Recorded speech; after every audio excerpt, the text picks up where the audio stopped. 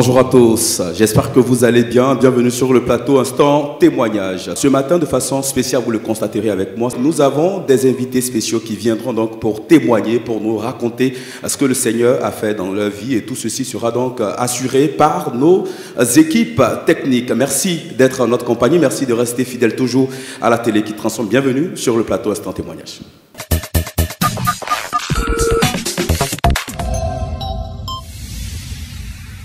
Voilà, si vous venez à l'instant de vous connecter, sachez tout simplement que vous êtes en direct donc, du siège de l'église Ambassade des Miracles et vous suivez l'émission Instant Témoignage, émission qui a pour vocation donc, de mettre en évidence les bienfaits du Seigneur et par ricochet de témoigner de ce que le Seigneur fait avec son serviteur, le bishop Ouattara Mohamed Idriss. Le couple Yohou a pris le soin de nous rejoindre en plateau pendant que nous étions donc à la transition. Bonjour messieurs, dames, j'espère que vous allez bien. Bonjour, bonjour Jean-Marc. Jean-Martial. Jean-Martial, oui. D'accord, je comprends. Ça va bien? Oui, ça va. Vous êtes heureux d'être là? Très heureux d'être là. J'espère que c'est le cas pour votre épouse. Hein? On est très heureux d'être là. D'accord. Alors, avec vous, le Seigneur a travaillé énormément, raison pour laquelle vous êtes venu donc, sur ce plateau pour nous expliquer les tenants et les aboutissants de ce miracle magnifique. Alors, dites-nous, qu'est-ce qui s'est passé concrètement? Qu'est-ce que le Seigneur a fait dans votre vie? Alors, bien avant, je voudrais dire bonjour à nos parents spirituels, le bishop Ouattara Mohamed Idriss et Maman Tania. Merci de nous recevoir dans cette maison. Bonjour, peuple de Dieu. Alors, nous sommes le couple Yohou, nous venons de l'église de Paris.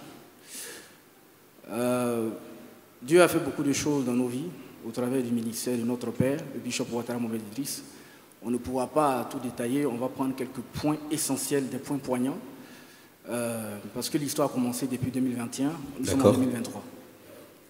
Voilà. Alors, je démarre par ceci. Tous les deux, moi je suis ivoirien, je suis bété, des Gagnois.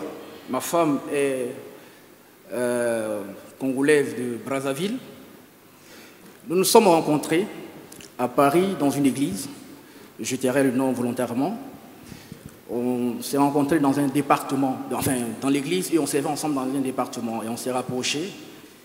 Et puis... on va essayer de parler un peu plus fort, hein, tout en rapprochant le micro, voilà. Donc dans le service, on s'est rapprochés, et on s'est apprécié, on s'est aimé. Et on a décidé d'aller un peu plus loin, et on est passé à la phase de la dot.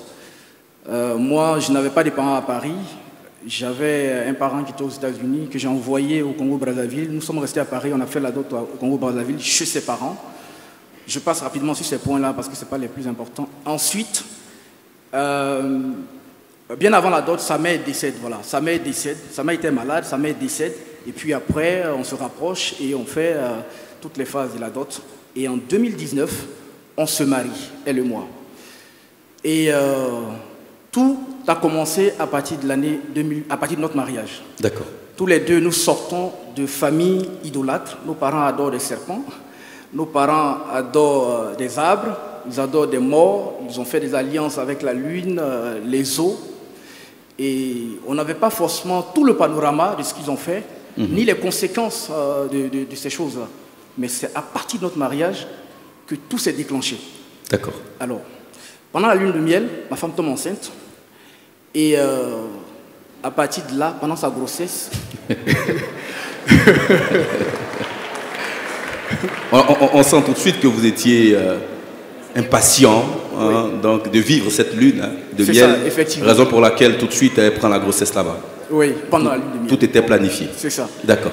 Et c'est juste après ça que tout s'est déclenché. Okay. Elle a commencé à avoir des manifestations, à rêver de mort, à rêver de ses parents décédés, à avoir des douleurs dans le ventre. Les premières consultations ont montré qu'il y a des fibromes qui se développaient en même temps que l'enfant, on ne voyait pas l'enfant. Bon, il y a eu plein de choses. Bien avant le mariage, ce n'était pas le cas. Ce n'était pas le cas, non. Mais dès que vous décidez de vous marier net... enceinte, en même temps, c'est déclenché. Okay. C'est déclenché. Donc, dans l'église où on était, elle était suivie par un pasteur qui est venu, on lui a fait part de la situation, qui est venu chez nous à la maison. Il a prié, et la première personne qui s'est manifestée au travers de ma femme, c'était son père, qui disait qu'elle était son sacrifice. C'était sa femme. Bon, moi, honnêtement, c'est des choses que je ne savais pas. L'église où on était n'est pas dans le domaine de la délivrance, donc j'étais vraiment choqué.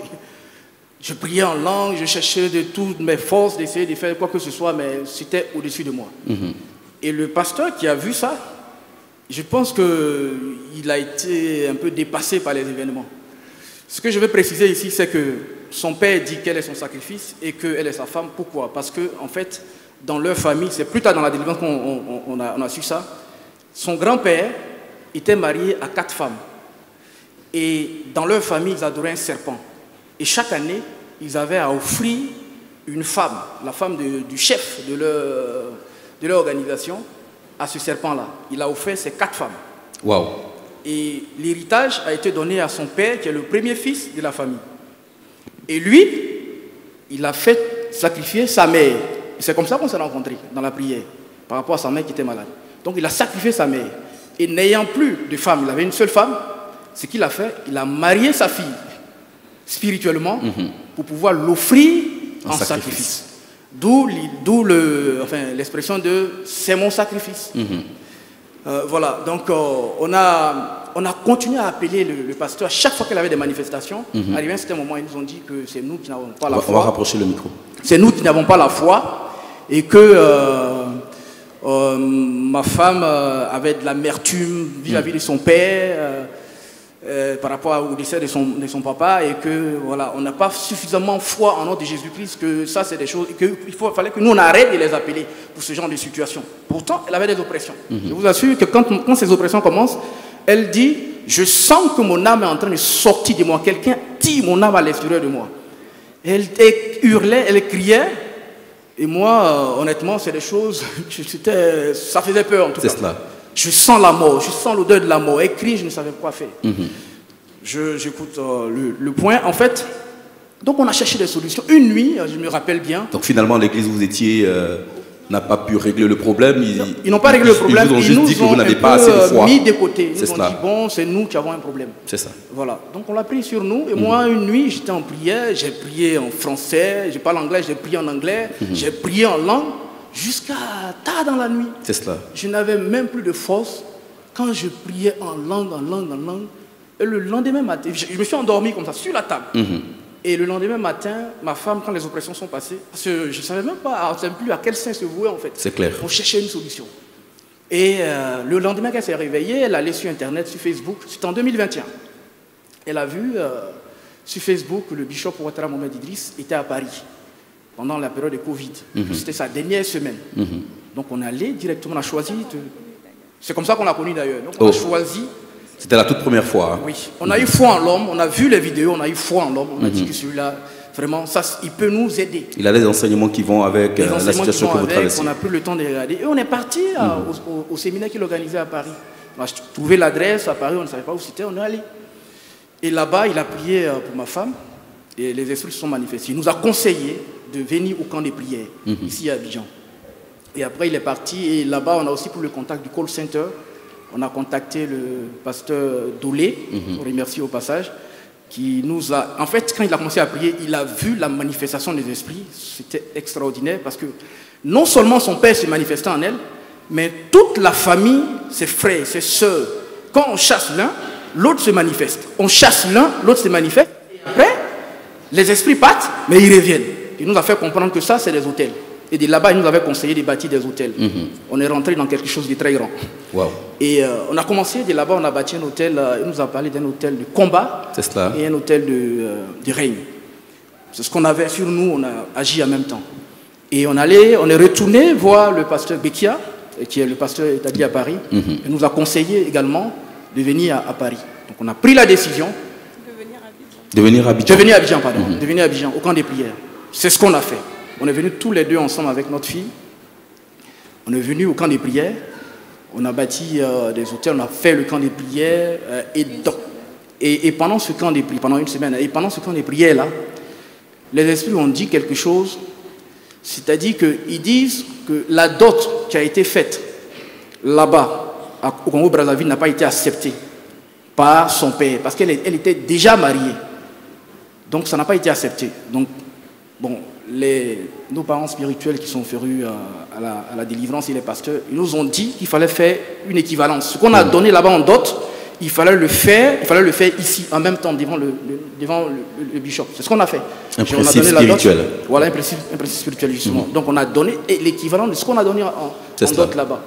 Et papa a fait la délivrance et on est retourné à Paris. Dès qu'on est arrivé à Paris, les esprits encore se sont manifestés. Et sous son instruction, via le pasteur Ravel, il nous a demandé de revenir. Bon, là c'était un peu délicat pour moi personnellement parce que je venais d'avoir un travail et je ne pouvais pas revenir avec eux. Donc j'ai demandé à ce que ma femme et ma fille viennent au camp des prières. En gros, ça c'était très difficile à prendre comme décision parce que me séparer comme ça de ma famille, j'allais rester tout seul. C'est cela. Et ils sont Abidjan, ils sont très loin de moi, je ne peux pas faire des actions en fait. Donc j'étais un peu... mais j'ai pris quand même cette décision. J'ai une foi en l'homme. Honnêtement, j'ai vraiment une foi en l'homme. Et je leur ai confié ma famille. Et ils ont fait un travail extraordinaire. Pendant 2 mois et demi, ma femme était ici. Elle a subi... Elle était au camp de prière pendant ces 2 mois. Avec ma fille.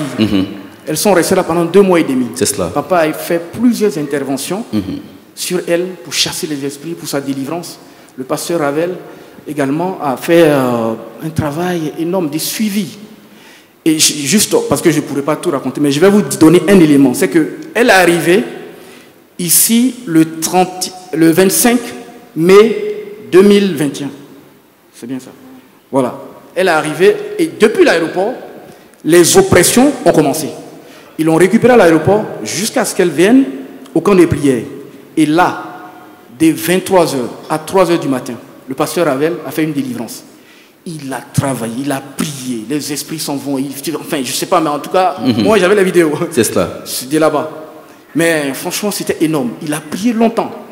Et ce qui s'est passé, c'est comme son père a fait une alliance avec... Alors, puisque vous parlez de délivrance, oui. vous nous dites que votre épouse était au camp de prière avec le pasteur Ravel. Oui. On a des éléments pour corroborer donc vos propos, si la technique est prête, juste... D'accord, là on a les images. Donc là c'est votre épouse, oui. En train de vomir. Hein. Oui. Beaucoup vomir. D'accord, donc on a la preuve par 4 qu'elle était là. Oui, effectivement. D'accord. Et qu'est-ce qui va se passer après ces 2 mois et demi? Oui, alors bon, juste un élément que je vais rajouter. Rapidement. C'est que le 25, la délivrance a été forte parce que ce 25-là, elle devait mourir. C'est son jour d'anniversaire, c'est le jour de notre mariage. Donc c'était programmé qu'elle meure. C'est pour ça que pendant le temps de délivrance, ça a été très fort. Et son père, je pense même que comme il a tissé de l'alliance avec la lune, pendant la délivrance, il y a eu des signes dans le ciel. Le pasteur Ravel a dû la décaler un peu à couvert pour pouvoir poursuivre la délivrance. Parce que tant qu'elle était à couvert, quand il y avait la lune, c'était très délicat. Bon voilà. Lui, il s'est même manifesté, qui a dit, elle lui appartient, quoi, en fait, voilà, des choses comme ça. Alors, après cela, elle a fait sa délivrance, papa l'a consacrée à l'hôtel, elle est retournée à Paris. J'étais très heureux de retrouver mon épouse. 2 mois après. 2 mois et demi après, mais dans un autre état. Voilà, ça, je veux vraiment dire merci. Merci à ce ministère. J'y reviendrai. Vraiment, merci. C'est le cœur qui parle. On n'a pas assez de temps. On va aller rapidement. Voilà. Alors, vous voulez dire quelque chose, madame? On va lui tendre le micro, s'il vous plaît. En fait, cette photo, c'était le jour du mariage. D'accord. Il y a une photo après, quand les oppressions ont commencé, en fait, que j'ai donnée. Allez-y, parlez. Non, pas celle-là. Ça, c'est après que je sois rentrée de Paris. Mais il y a une photo avant où on voit vraiment... comment l'état dans lequel vous étiez, l'état dans lequel j'étais, comment ces choses-là m'avaient rendu, parce que je ne mangeais plus, je n'arrivais plus à me nourrir, même à me laver. Je m'enfermais dans la chambre, je ne pouvais pas mettre pied au salon, parce que je recevais ma famille chez moi, mes neveux et tout, sans savoir que c'était des sorciers. Donc ils avaient certainement mis des choses à la maison, mais je prenais plus soin de ma fille, moi-même également. Ça m'arrivait de faire 3-4 jours sans me laver, parce que je ne pouvais pas. C'était horrible en fait. Humainement, c'est pas supportable. Je pense qu'il faudrait vivre ce que j'ai vécu pour le comprendre. Et je pense que si j'ai pu supporter ça, c'est Dieu qui a permis. Parce que, comme j'ai dit, humainement, c'est pas supportable. C'est cela. Tu as des esprits de folie. En fait, c'était horrible. Vous aviez des esprits qui vous parlaient à l'oreille? Ça venait de partout. Tu as des esprits de folie qui t'oppressent. Ton corps est oppressé. Ton âme, tu sens que ton âme sort de toi. Mais tu as l'impression... Je sais pas, j'ai pas de mots en fait. On comprend par vos vos propos, on comprend donc la gravité du problème. On va tendre le micro à votre mari. Alors vous dites quelque chose de très intéressant dans votre récit, c'est qu'à un moment donné, vous recevez instruction comme quoi vous devez bâtir des hôtels et sans même connaître le ministère, vous obéissez. Oui, parce que comme je dis, on a vraiment une foi en l'homme. On a vu des vidéos. Et je ne sais pas, c'est peut-être Dieu qui l'a permis, mais il y a une connexion, c'est vraiment notre Père spirituel. C'est vraiment lui, il n'y a pas autre chose, parce que personne ne pourrait nous sortir de là. Et ce qu'on a vu dans les vidéos, on a eu vraiment foi en l'homme. On y va, et puis ça a été fait. On a été comme... j'en parlais tout à l'heure. Donc, je veux juste... c'est très important les hôtels, parce que ce qu'on vient de décrire là, ce sont les phases un peu difficiles. Mais je voulais vraiment aborder ce que les hôtels ont fait. Allez-y. Alors, donc après la phase de délivrance, quand on est parti à Paris, on s'est retrouvés. Qu'est-ce que moi j'ai fait? Parce que dans la délivrance, les esprits de ma famille, ce sont des esprits humains de sorcellerie. Ma mère, oncle, mon chien qui se sont manifestés en elle. Vous savez pourquoi? Parce que le lien du mariage, c'est ce qu'ils utilisaient. Et ils se sont déchaînés contre elle. Parce que moi, j'étais leur vache à lait. Ils m'ont vu, ils l'ont vu comme elle venait arracher leur fils une proie qui lui appartenait. Parce que dans ma famille, je suis celui qui allait vraiment beaucoup plus loin dans les études, qui est même allé en Europe. C'est cela. Donc on m'utilisait comme une vache à lait. Donc elle, ce mariage-là faisait que, voilà, elle est venue ravir leur vache à lait. Donc ils se sont déchaînés contre elle. Du coup, moi, de là-bas, quand elle est arrivée, j'ai décidé de venir ici. Je les ai laissés là-bas. Moi, je suis venu ici pour faire ma délivrance. Parce que ce que j'ai entendu pendant la délivrance, c'était assez fort. Donc, je suis venu, je me suis traité pendant mes périodes de congé. Quand j'ai fini, j'ai bâti mes hôtels, je suis parti à Paris. J'ai retrouvé ma femme et tous les deux. Il y a plein de choses qui sont passées à Paris. On ne pouvait plus rester chez nous parce que comme ils n'arrivaient pas, ses parents qui étaient là-bas, qui n'arrivaient pas à nous atteindre spirituellement, c'est physiquement qu'ils se déplaçaient pour venir chez nous. Notre maison qu'on a achetée, on a dû l'abandonner. On était allé dans les hôtels. Voilà, pour ne pas avoir contact avec eux. Donc on l'a pendant 8 mois, on était dans les hôtels, on vacillait et la maison on l'a laissée comme ça. Alors donc après ça, qu'est-ce qu'on fait? Tous les deux, comme on a compris ce que c'était la délivrance, ce qu'on a vu vraiment, on décide de venir tous les 3 ici. Parce qu'on a une fille, de venir à Abidjan. On a identifié tous les domaines dans les domaines de nos vies où les esprits nous ont beaucoup attaqués. On a décidé de bâtir un hôtel de combat dans chaque domaine. On en a bâti 7. 7 hôtels de combat. Parce que à un moment donné, vous avez compris la nécessité de bâtir ces hôtels-là, parce que pour vous, c'était très important et c'était vraiment spirituel. C'est ça. On voulait vraiment un nouveau départ. Et donc ça... Et vous nous disiez même en offre, au-delà donc des hôtels que vous avez bâtis, ces 7 hôtels, vous avez même tissé alliance avec l'homme de Dieu, le bishop Ouattara Mohamed Idriss. Et cette alliance a parlé en votre faveur à chaque fois que vous en aviez besoin. Oui, effectivement. Donc par rapport aux hôtels, quand on a fini, papa a fait quelque chose. Il a prié sur nous et il nous a bénis, il a dit qu'on va avoir un deuxième bébé. Et on est parti. On arrive à Paris, ma femme tombe enceinte. Et voilà. Et comme on a enseigné, qu'est-ce qu'on a fait? Sur les 9 mois de grossesse, on a décidé de bâtir un hôtel de combat par trimestre. Donc sur les 9 mois, on a bâti 3 hôtels de combat juste pour la grossesse. Parce qu'on a compris. C'est cela. On a compris. Vous avez compris que c'était vraiment important, c'était tellement essentiel parce que ces hôtels-là parlaient en votre faveur. Oui. Et juste pour vous donner le résultat. Rapidement. Oui. Alors, là-dessus, la première grossesse qu'elle a eue, où on n'avait pas encore rencontré le bishop Ouattara Mohamed Idriss, a été différente de la grossesse du dernier né qui est venu. Pas d'oppression, pas de mauvaises nouvelles. Chaque fois qu'on allait à l'hôpital, on avait de bonnes nouvelles. Même à la naissance de l'enfant, tout s'est très bien passé. Je vous assure, moi j'ai fait des études très poussées, donc j'ai un peu un esprit très cartésien. Ça me fatigue en tout cas. Donc au départ, ce sont des choses que je ne comprenais pas. Mais maintenant j'ai vu. Je vous assure, les hôtels, on va les bâtir.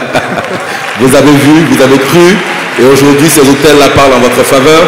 Couple, avant de vous laisser repartir, on comprend tout de suite que vous aviez beaucoup à dire. Vous avez donné l'essentiel donc de votre témoignage, la nécessité donc de bâtir des hôtels, la nécessité donc de faire l'alliance avec l'homme de Dieu. Aujourd'hui, votre femme ne sent plus ses oppressions, elle est totalement libre. Vous le disiez donc en off. Alors, conclusion oblige. Qu'est-ce qu'on retient tout de suite donc de votre témoignage? Alors, conclusion, plusieurs points, mais je commence par ceci, c'est que papa est véritablement un véritable oint de Dieu.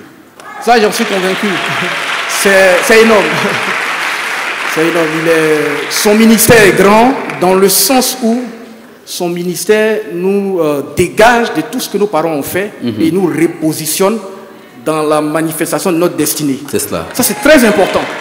C'est en cela que son ministère est très grand. Bon, je lui ai déjà dit, mais je le dis encore. Moi, c'est comme ça que je le vois. Un ministère qui est très, très grand. Parce que s'il n'est pas là, nos destinées ne peuvent pas se manifester. C'est cela. Nos destinées, ça veut dire le plan de Dieu, ce qu'il a prévu pour nous. Et quand ces destinées sont manifestées, Dieu est heureux, il est content. Donc son ministère est très grand. Voilà. Juste pour les hôtels et les alliances, c'est les deux éléments qu'on a vraiment bien compris dans la délivrance. Les hôtels. Je vous donne encore l'occasion de parler également de ce passeport qui était perdu. Oui. Perdu. Bon, ok. Vous avez 30 secondes, hein, parce que c'est ce qu'on me fait dire donc à l'oreillette. Quand on avait rapidement fini au niveau de mes parents, donc maternelle et paternelle, donc c'est sa famille à leur tour qui m'ont attaqué, mais vraiment très durement. Et on était en contact avec son frère qui s'est présenté comme pasteur. Donc quand on n'avait pas, on n'avait personne, on n'avait pas d'aide, donc il s'est proposé de vous aider. Oui, voilà. Donc il priait pour moi on ne savait pas qu'il était sorti, qu'il était dans une secte. Donc il faisait des prières. En fait, il amplifiait ce que j'avais déjà. Et il était en connexion, en alliance avec ma famille. Et quand j'étais au camp de prière pendant les 2 mois, et il me rendait souvent visite au camp de prière. Et une fois, il est venu. J'avais ma trousse, donc j'avais ma fille, et ma trousse, ce que j'avais avait disparu en fait. Il y avait mon passeport dedans, ma carte de séjour, il y avait vraiment tous les documents, mais ça avait disparu. Je l'avais sur moi. Ça avait disparu comme par magie. Et bizarrement, on se met à le chercher et tout. Et le soir, vu que tous les soirs, Pasteur Abel faisait ma délivrance, et dans la soirée, pendant qu'il faisait ma délivrance, avant même qu'il ne commence à prier, c'est son frère qui se manifeste pour dire que c'est lui qui a pris les affaires. Et pour que plus jamais, que l'État français ne me reconnaisse plus jamais et que je ne retourne plus jamais en France. Et il s'avère que ce frère-là était venu à l'église avec nous.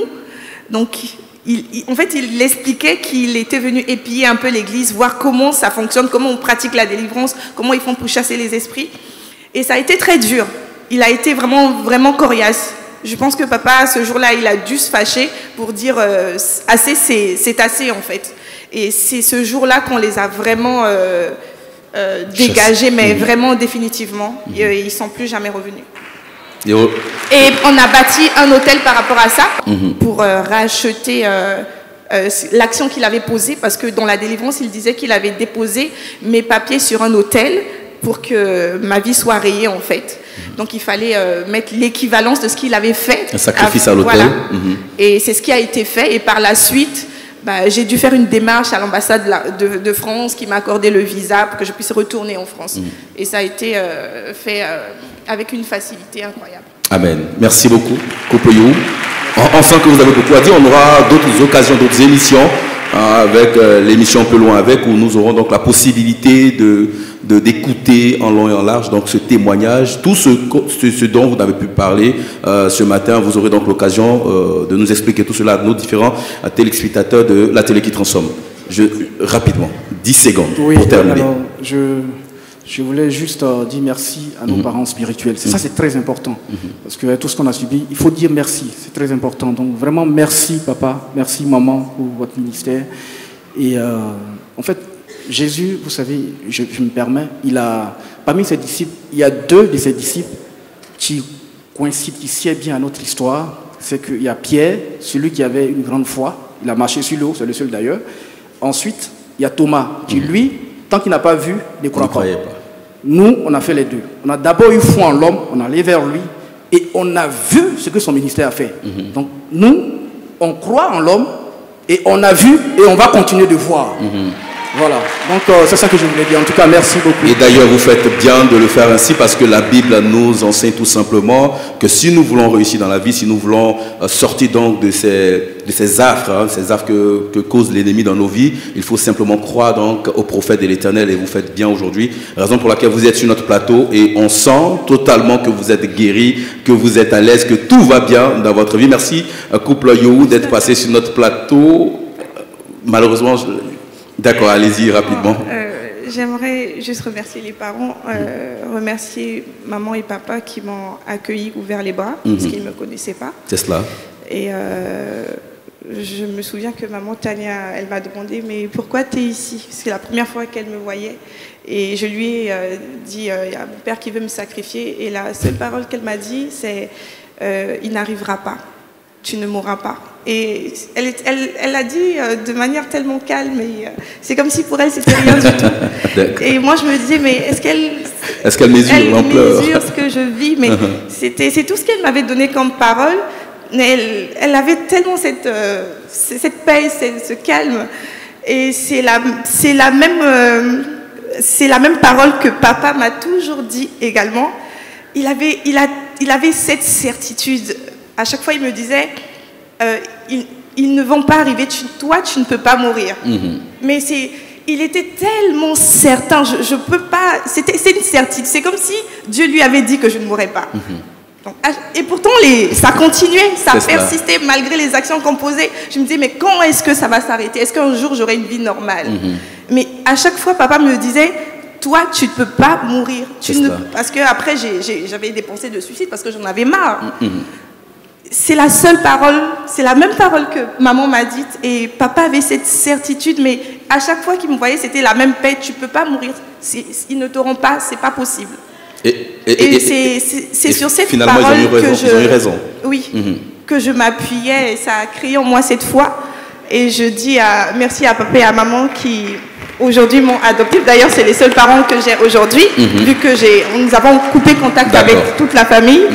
Donc, merci à maman, merci à papa et à l'église Ambassade des Miracles, aux pasteurs, à ceux qui nous ont accompagnés et soutenus, parce qu'il y a beaucoup de gens qui ont prié pour moi. Je ne pourrais pas citer le nom, mais vraiment, merci à pasteur Becca qui nous a ouvert les bras aussi à l'église de Paris, qui a débuté la délivrance là-bas. Merci à pasteur Avel qui m'a accompagné durant tout le parcours, à pasteur Dolé qui prenait beaucoup de temps dans la délivrance, voire 3-4 heures au téléphone. Pasteur Odette, je ne saurais pas dire merci à tout le monde, à tous ceux qui vous ont aidé. Merci simplement. Merci beaucoup couple Yohou, merci pour ce magnifique témoignage, merci d'être resté en notre compagnie. On n'oublie pas de remercier à tous nos amis internautes, ceux qui prennent plaisir tous les dimanches à suivre donc cette émission Instant Témoignage. C'est ici que nous allons nous arrêter. Merci d'être resté en notre compagnie. N'oubliez pas, l'information continue toujours sur MTV+, la télé qui transforme.